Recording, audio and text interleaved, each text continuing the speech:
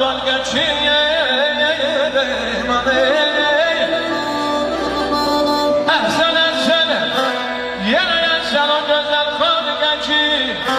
Bir kızam ben şöyle bu gözler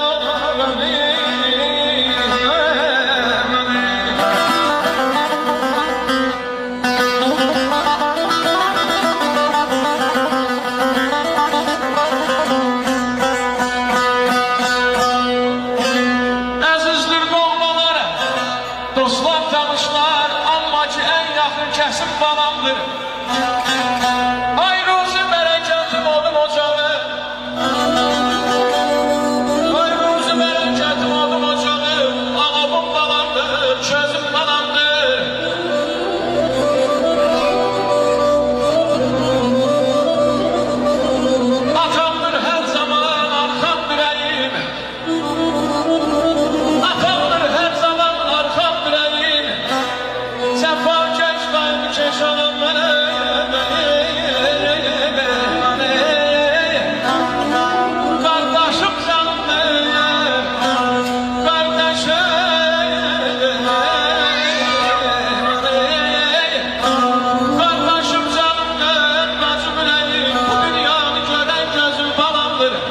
Allah her bir kəsin babasının gözünə süran eləsin.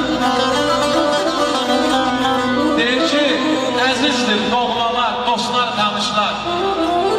Amma ki, en yakın kəsim babamdır. Ruzi bərəkətim, odum, ocağım, alovum balamdır, közüm balamdır. Atamdır hər zaman arxam dirəyim, cəfakeş, qayğıkeş anam mələyim. Kardeşim canımdır, bacım ürəyim, bu dünyanı görən gözüm balamdır. Ömrümə çilənən nur damcısıdır, sabaha yollanan tək carısıdır. Nəslimin damamsıdır, həyatda qalacaq bizim balamdır. İnşallah gözəl aşıq mahnılarıyla sizləri rəqsə dəvət edəcəm.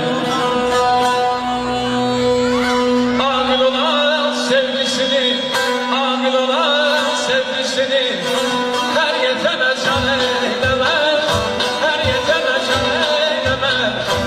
Esra-ul esin alar, esra-ul esin alar.